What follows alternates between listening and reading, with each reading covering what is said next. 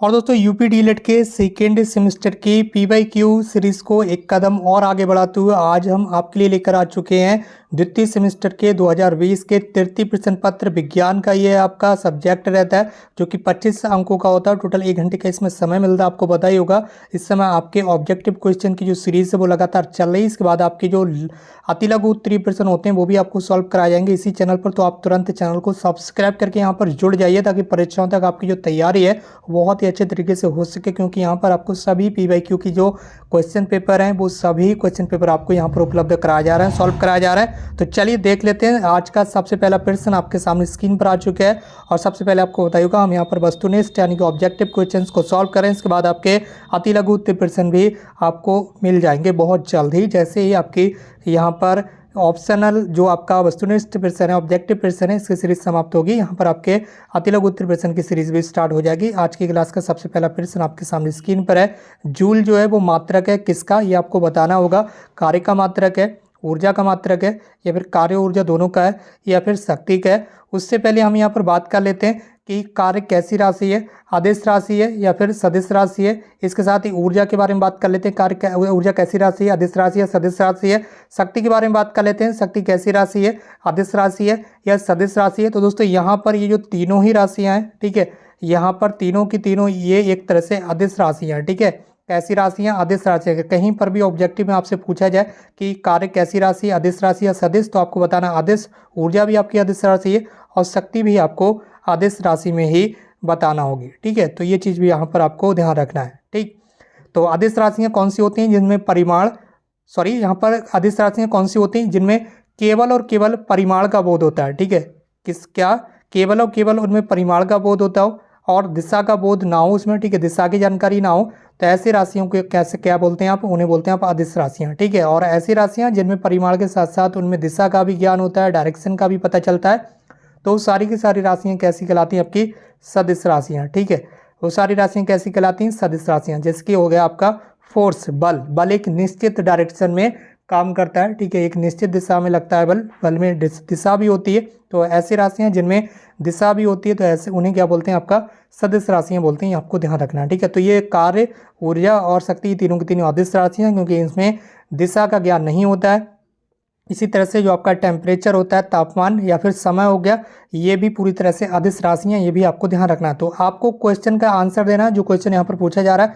मैंने एक्स्ट्रा कई सारी चीज़ें आपको बता दी हैं जो कि आपको ध्यान रखना है और ये चीज़ें भी परीक्षा में आपसे पूछी जा सकती हैं। फिलहाल इस सवाल का आपका राइट आंसर हो जाएगा ऑप्शन 3, ठीक है। इस सवाल का राइट आंसर क्या हो जाएगा, ऑप्शन 3, यानी कि कार्य और ऊर्जा दोनों जो मात्रक होता है वो जूल होता है। ये यहाँ पर आपको ध्यान रखना है। बढ़ना है आप अपने अगले प्रश्न को। प्रश्न संख्या 2 आपके सामने स्क्रीन पर है कि रबी की फसल कौन सी। इसमें रबी आपको पता ही होगा, यहाँ पर भारत में 3 तरह से फसलें बोई जाती हैं, कि 3 तरह की फसलें होती हैं।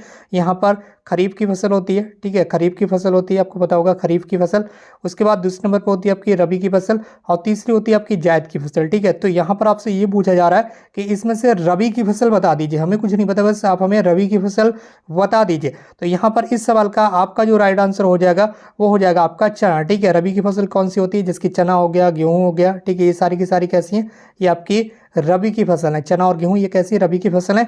बाकी इसके बाद अगर बात करें खरीफ के बारे में, तो खरीफ में कौन कौन सी फसलें आ जाएंगी, ठीक है, ये तीनों की तीनों बाकी जो फसलें बची ये तीनों की तीनों खरीफ की फसलें हैं, जिसकी मक्का हो गया, ज्वार हो गया, बाजरा हो गया, ये आपकी कैसी फसलें, ये खरीफ की फसलें। बाकी यहाँ पर जो चना है ये आपका रबी की फसल है, गेहूं आपका रबी की फसल है, जो दलहनी दालें वगैरह होती हैं वो भी आपकी रबी की फसलों में आती है। इसके बाद अगर जायद की फसलों के बारे में बात करें तो जो यहाँ पर आपका तरबूज होता है, खरबूज होता है, ककड़ी होता है, इस तरह से ये जो फसलें होती हैं, ठीक, ये कौन सी फसलें होती हैं, आपकी जायद की फसलें रहती हैं। तो ये भी यहाँ पर आपको याद रखना है। ये भी परीक्षाओं में तो कुछ भी पूछा जा सकता है, ठीक है, सारी चीज़ें यहाँ पर इंपॉर्टेंट रहती हैं। तो मैंने वो सारी चीज़ें आपको बता दी हैं। खरीफ और रबी दोनों तरह की फसलों के बारे में मैंने आपको बता दिया और जायद की फसलों के बारे में भी बता दिया। फिलहाल हम बढ़ रहे हैं अपने अगले प्रश्न को। प्रश्न संख्या 3 आपके सामने स्क्रीन पर आ चुका है। फटाफट बता दीजिए इसका आंसर क्या है। और इसमें आपसे ये पूछा रहा है कि जो चंद्र ग्रहण होता है, ठीक है, चंद्र ग्रहण की घटना होती कब है, बताएंगे आप फटाफट। चंद्र ग्रहण की जो घटना है वो कब होती है। उसके साथ साथ मैं यहाँ पर आपको बता दूँ सूर्य ग्रहण के बारे में, ठीक है। तो सूर्य ग्रहण की जो घटना होती है वो होती है आपकी अमावस्या के दिन, ठीक है। कौन से दिन, अमावस्या के दिन। तो सूर्य ग्रहण की जो घटना होगी वो होगी भैया आपकी अमावस्या के दिन, ठीक है, अमावस्या के दिन। और जो आपका चंद्र ग्रहण होता है वो कब होता है? वो होता है आपका पूर्णिमा के दिन। ठीक है, तो इस सवाल का राइट आंसर क्या हो जाएगा? पूर्णिमा के दिन। चंद्र ग्रहण कब होगा? पूर्णिमा के दिन। चंद्र ग्रहण कब होगा? पूर्णिमा के दिन।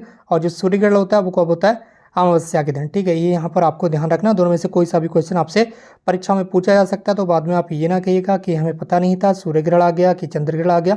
ठीक है, तो दोनों चीज़ें यहाँ पर बता दी हैं। आपका सूर्य ग्रहण होगा आपका अमावस्या के दिन और चंद्र ग्रहण होगा पूर्णिमा के दिन, यानी कि इस सवाल का राइट आंसर हो जाएगा पूर्णिमा के दिन। बढ़ रहे हैं अपने अगले प्रश्न को। प्रश्न संख्या 4 आपके सामने स्क्रीन पर आने जा रहा है। फटाफट आप बताएंगे कि डीपीटी, ठीक है, ये जो डीपीटी का टीका लगाया जाता है, बचपन में आपको लगा होगा, तो डीपीटी के टीका ये जो बचाव करता है वो किससे करते हैं, यानी कि किस रोग से बचाव के लिए डीपीटी का टीका लगाया जाता है? डिप्थीरिया से बचाव के लिए लगाया जाता है, काली खांसी। ठीक है, काली खांसी को ही यहाँ पर आपको ध्यान रखना है, इसे इंग्लिश में बोलते हैं पर्ट्यूसिस। ठीक है, इसे इंग्लिश में क्या बोलते हैं? पर्ट्यूसिस। ठीक है, इसे इंग्लिश में बोलेंगे पर्ट्यूसिस, काली खांसी को ही। ठीक, और उसके बाद तीसरा है यहाँ पर रोग टिटनेस। तो बताइए फटाफट, इसमें से जो डीपीटी का टीका होता है वो आखिर किस लिए लगाया जाता है आपको? तो डीपीटी यहाँ पर सबसे पहले तो डीपीटी की फुल फॉर्म भी आपको याद रखना, अगर कहीं पे आपसे पूछ लिया जाए कि डीपीटी की फुल फॉर्म क्या होती है। डी से हो गया आपका डिप्थीरिया, पी से हो गया आपका पर्ट्यूसिस, पर्ट्यूसिस को इंग्लिश हिंदी में बोल देते हैं आपका काली खांसी, ये भी ध्यान रखना, और टी से हो गया आपका टेटनस। ठीक है, तो अब तो आप आंसर समझ ही गए होंगे कि यहाँ पर राइट आंसर क्या होने वाला है। तो डीपीटी का फुल फॉर्म में तीनों ही यहाँ पर जो बीमारियाँ वो आपको दिखाई दे रही, तो इस सवाल का राइट आंसर हो जाएगा डिप्थीरिया, काली खांसी और टेटनस। तीनों से ही बचाव के लिए क्या लगाया जाता है? डीपीटी का जो टीका है वो लगाया जाता है। तो इस सवाल का राइट आंसर हो जाएगा ऑप्शन 4। क्या हो जाएगा?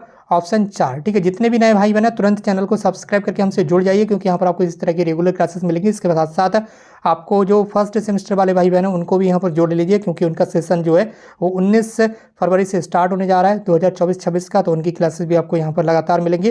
तो चलिए बढ़ते हैं अपने अगले प्रश्न की ओर। प्रश्न संख्या 5 आपके सामने स्क्रीन पर है, और प्रश्न संख्या आपसे 5 में क्या पूछा जा रहा है? वैलेंसी के बारे में, यानी कि संयोजकता के बारे में आपसे पूछा जा रहा है। जो कैल्शियम सल्फेट है, इसमें कैल्शियम की जो संयोजकता है वो यहाँ पर आपको बताना होगी। तो चलिए दोस्तों यहाँ पर देख लेते हैं कैल्शियम की संयोजकता कितनी होती है, फटाफट देख लेते हैं। +1 होती है, +2 होती है, -2 होती है, या फिर -1 होती है, यहाँ पर आपको बताना होगा। कैल्शियम सल्फेट में कैल्शियम की संयोजकता निकालने के लिए आपको कैल्शियम का अगर संयोजकता नहीं पता है तो कैल्शियम के साथ साथ फिर आपको सल्फर और ऑक्सीजन की संयोजकता पता होना चाहिए, तभी यहाँ पर आप इस तरह से यौगिक की जो संयोजकता है वो निकाल सकते हैं। जिसकी कैल्शियम की संयोजकता हमें फाइंड आउट करना है तो हम इसे X मान लेंगे, प्लस आपके पास यहाँ पर सल्फर है, सल्फर की संयोजकता आपको पता होना चाहिए कि सल्फर की संयोजकता होती है -2।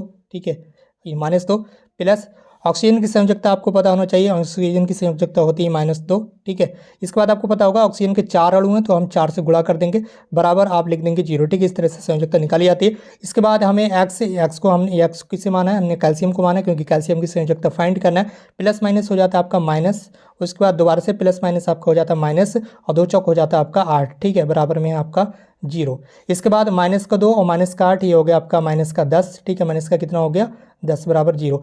यहाँ पर -10 को आप यहाँ पर राइट हैंड साइड में लेकर आ जाएंगे। ठीक है, तो ये आपका पॉजिटिव हो जाएगा, यानी कि +10 हो जाएगा। अब यहाँ पर +10 का ऑप्शन ही नहीं है। ठीक है, और यहाँ पर 10 संयोजकता होती भी, तो यहाँ पर आपको क्या करना है? 10 में से -8 आपको कर देना। ठीक है, 8 यहाँ पर घटा देना, तो यहाँ पर आपका राइट आंसर हो जाएगा +2। तो यहाँ पर इस सवाल का राइट आंसर क्या होगा?